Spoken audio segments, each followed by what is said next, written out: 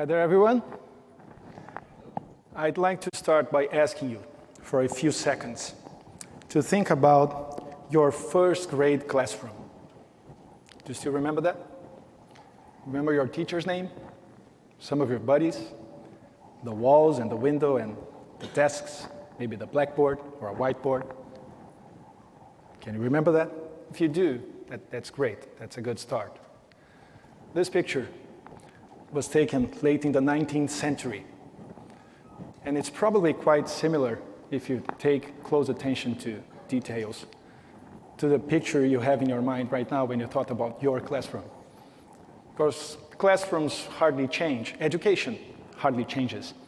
But technology does, and it does really fast. It has been changing really fast over the past 100 years or so. And people have changed in the way they behave, in the way they learn, and ultimately in the way they think.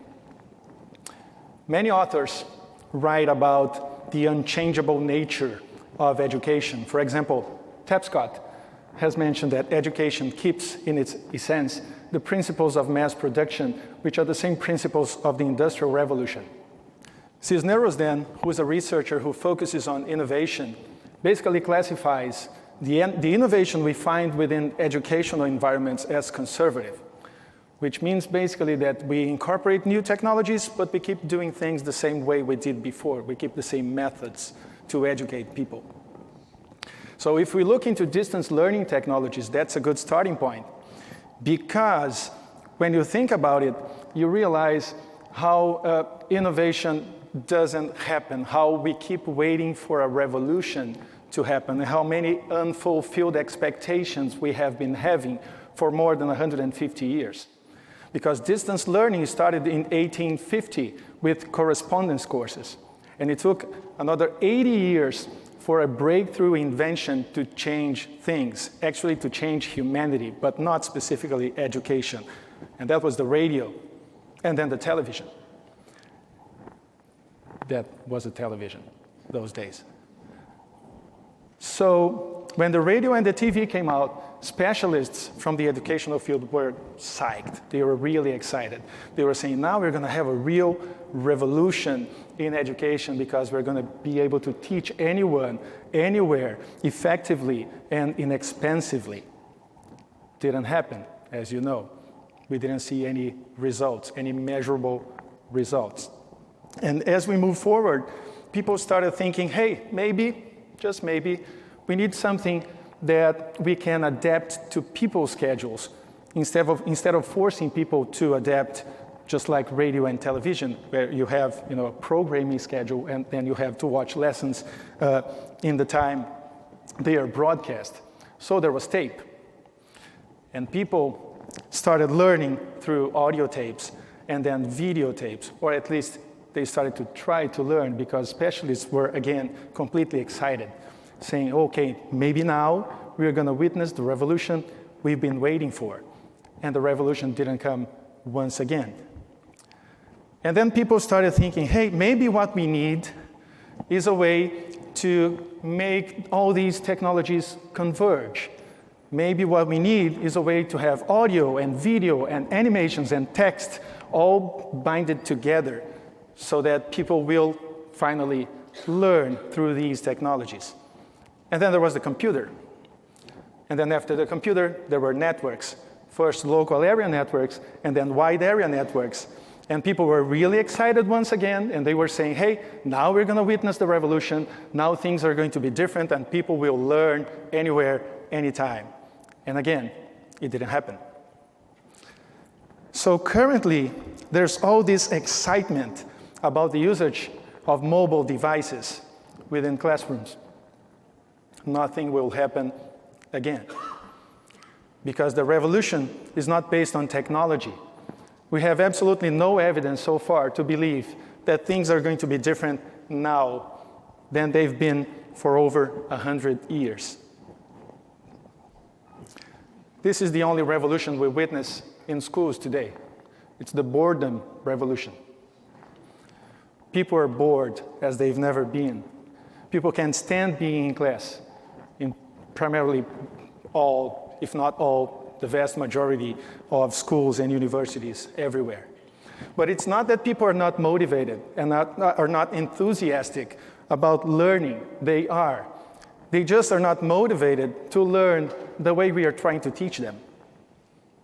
They are motivated to pick up the smartphones anytime and send messages and videos and interesting things to their friends. So it's interesting for us to analyze the first keyword that I have to share with you. And the first keyword is attention. How can we rescue these kids' attention? First of all, we need to understand that we are not talking about a technology revolution. We are talking about a behavioral revolution. And this behavioral revolution is following the footsteps of another revolution that we witnessed over the past 100 years. And this was indeed a revolution, the communication revolution. And as a result of both the behavioral and the communication revolution, people changed in the way they relate to each other. So we have three components. We have a behavioral component, we have a communication component, and a relationship component to analyze. And that's where I saw an opportunity for design to help education. Because this is part of design's nature, to try to understand the problems better, old problems, a little better, so that we can offer new and improved solutions. So when design came up, I started to think, and I apologize, now I'm going to be a little bit of a math teacher. I started to think about a few sentences that could translate what I wanted to find. The first one was this one: C is greater than I, which is basically content is greater than information. And do you know the difference? It's a subtle difference. Information is raw. Information is data. It can be quantitative, it can be qualitative, it doesn't matter. It's just information, and it's useless by itself. But when you talk about content, you have a specific question you want to answer. And the question is, so what? What is this information telling me? What is the answer it is giving me? What's the importance of this data? So although information is necessary for us to produce content, on the other hand, content gives information a reason to exist. And that's why it's more important, if you will. The second sentence is K is greater than C. Knowledge is greater than content. Because we are currently, every single day, overwhelmed by content. You just do a search, and you're overwhelmed. You're surrounded by content, and you don't know what is relevant and what is not relevant.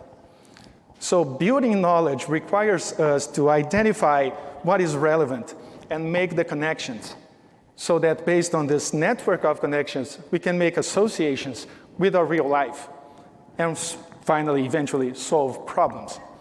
So that's the reason why knowledge builds on top of content.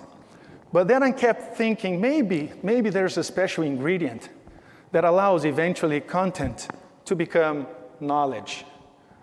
And then I came to this equation. It's a fairly simple equation. I'm positive you'll agree. It says knowledge equals content plus meaning. Because if content is meaningless, it magically becomes information again.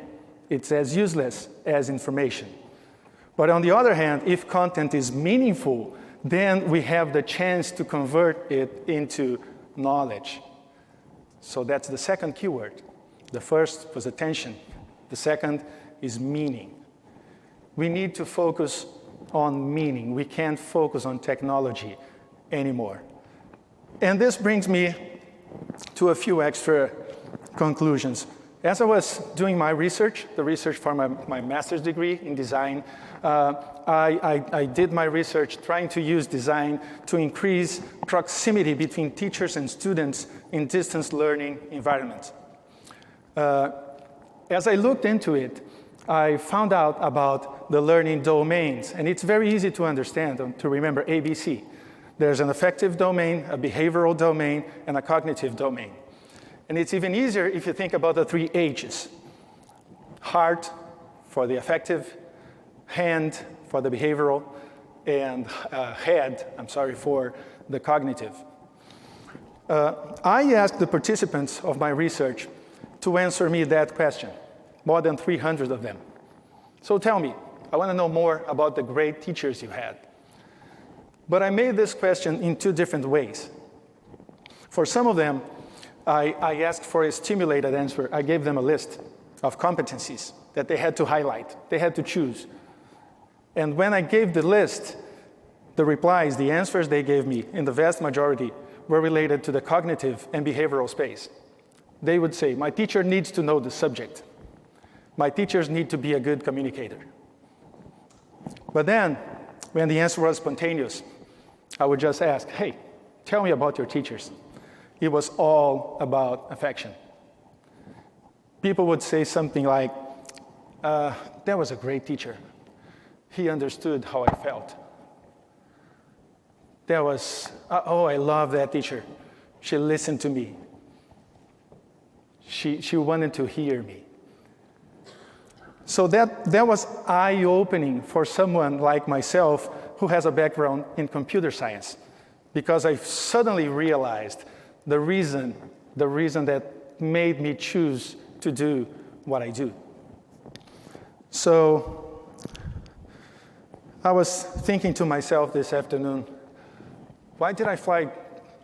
Actually, I didn't fly, but I traveled for 24 hours to be here and talk to you about these issues. First of all, because I'm a teacher, and I feel like I'm a teacher every single day of my life. Second, because I always loved to communicate, always, since my very early days. Third, because I found out early as a teacher, if you will, still fairly young, well-dressed, that I really enjoyed making myself understood, that I really enjoyed when people understood the meaning of what I was trying to tell them. And then fourth and foremost, I found out that I really enjoyed relating to my students. I really enjoyed converting students into friends. That picture is from a last day of class. Probably you've seen happy students in the last day, but not with the teacher, right, among them. So, right now, I think I'm getting a little old, actually, because I've been thinking about legacy more often. Legacy is kind of a buzzword, right? A lot of people have been talking about legacy. But I try not to think too much about it because I'd rather keep thinking about purpose. I truly think that purpose and legacy are two variables that are directly correlated, if you will. And that the purpose you have today to do what you do will be converted into improved legacy as you get older. So the purpose of today is the legacy of tomorrow.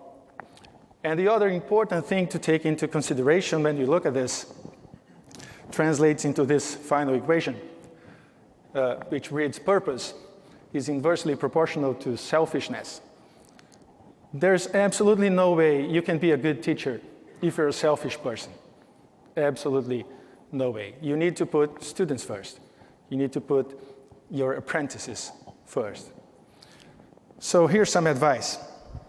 First, understand we are living a behavioral revolution. Focus on meaning.